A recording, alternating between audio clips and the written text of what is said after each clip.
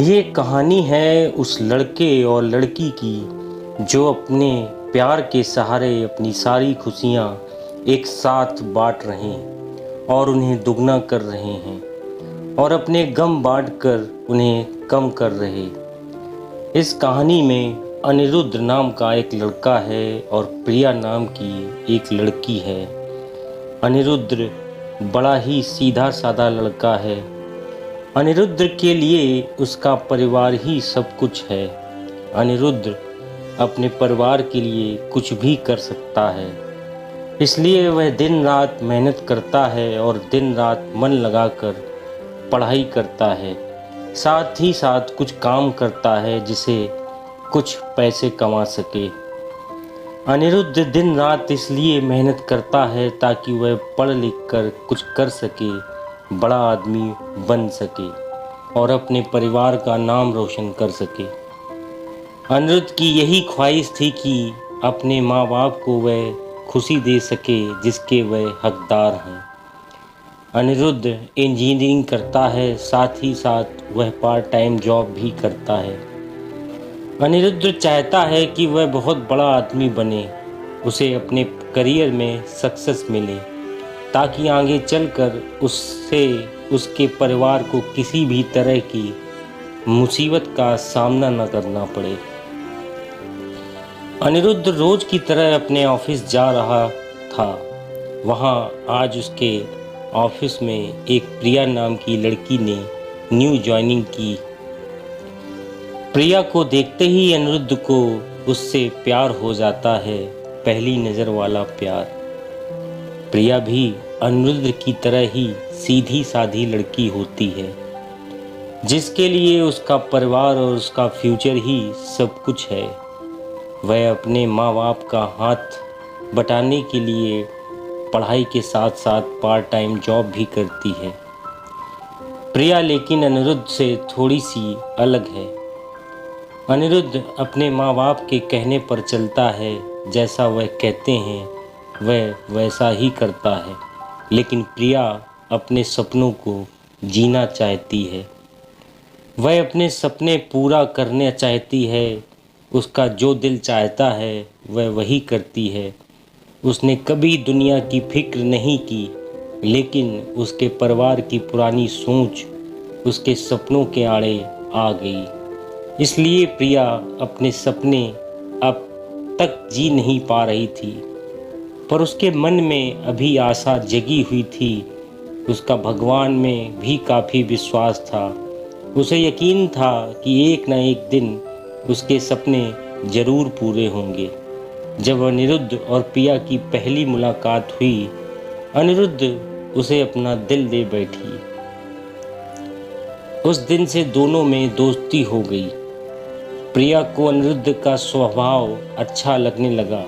अनिरुद्ध हर वक्त उससे बात करता, उसका छोटी छोटी चीज़ों में मदद करता और हर वक्त उसका ख्याल रखना, हमेशा उससे पूछना कि उसने खाना खाया कि नहीं।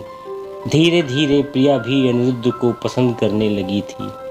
फिर एक दिन अनिरुद्ध ने प्रिया से अपने प्यार का इजहार किया और प्रिया ने भी हाँ कर दी, क्योंकि प्रिया को भी प्यार चाहिए था। वह हमेशा अकेली थी।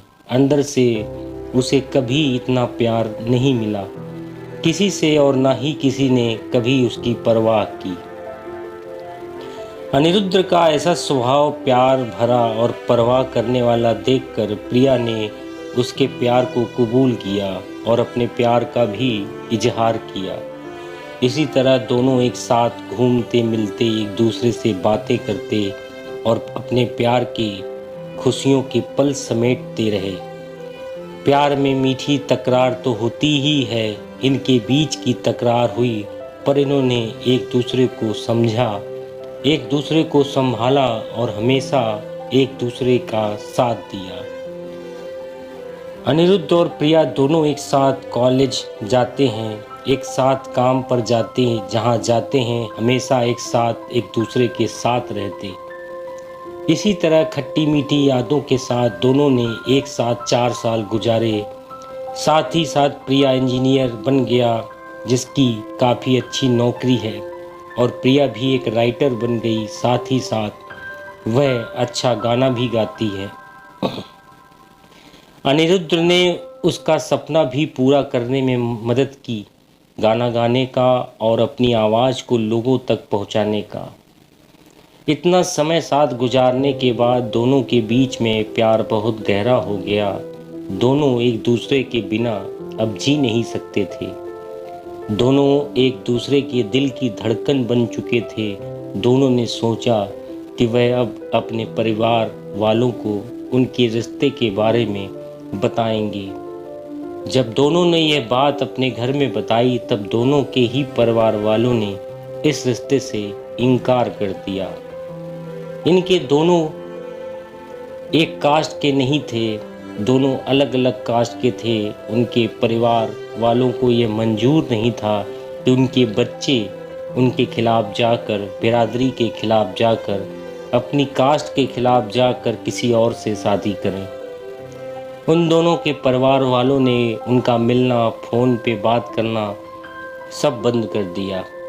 दोनों एक दूसरे के बिना रह नहीं पा रहे थे। दोनों एक दूसरे की याद में तड़प रहे थे। दोनों एक दूसरे को मिलने के लिए बेचैन थे। अनिरुद्ध जो अपने परिवार की इतनी इज्जत करता है, उनके लिए कुछ भी कर सकता है, उन्हें कभी दुखी नहीं देख सकता। अपने परिवार की खातिर उसने प्रिया को भूलने का फैसला कर लिया। प्रिया को अपने प्यार और भगवान पे पूरा भरोसा था। उससे यकीन था कि वह एक न एक दिन जरूर अनिरुद्ध के साथ होगी, इसलिए उसने कभी हिम्मत नहीं हारी। उसने बहुत कुछ किया अनिरुद्ध को पाने के लिए। रोज़ सुबह शाम वो भगवान से प्रार्थना करती, रोज़ अपने माँ बाप से कहती कि उसने कभी भी उनकी कोई बात नहीं टाली, किसी चीज़ के लिए उसने ना नहीं की। बस अपनी ज़िंदगी का फैसला वो खुद करना चाहती है, क्योंकि वो जानती थी कि उसकी खुशी अनिरुद्ध के साथ है और कि किसी के साथ नहीं। प्रिया अकेले ही अपने प्यार के लिए लड़ी, उम्मीद कायम रखी, भगवान पे भरोसा रखा और एक दिन उसके परिवार वाले मान गए।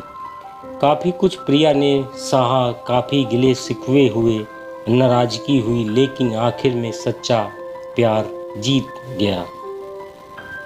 किसी तरह अनिरुद्ध को भी प्रिया ने मना लिया। उन दोनों के प्यार के वास्ते और उनके साथ को देखकर उनके परिवार वाले राजी हो गए। इस रिश्ते के लिए दोनों अलग कास्ट के होने की वजह से दोनों के परिवारों को समाज का डर था कि लोग क्या कहेंगे, लेकिन अनिरुद्ध और प्रिया को किसी चीज़ की परवाह नहीं थी। दोनों ये बात अब समझ चुके थे कि उनके प्यार के सामने कोई चीज़ बड़ी नहीं है। वो अपने प्यार के सहारे कोई भी लड़ाई लड़ सकते हैं और जीत सकते हैं। आज के ज़माने में कुछ लोग ऐसे भी हैं जो अब भी जात पात, ऊंच नीच को मानते हैं, पर इस कहानी से हमें यही सीखने को मिलता है कि प्यार की कोई जात नहीं होती, प्यार का कोई धर्म नहीं होता। प्यार तो प्यार होता है जिसके सहारे ज़िंदगी खुशी से जी सकते हैं। ये कहानी आपको कैसी लगी? अगर अच्छी लगी हो तो प्लीज़ वीडियो को लाइक करें और हमारे चैनल को सब्सक्राइब करें। धन्यवाद।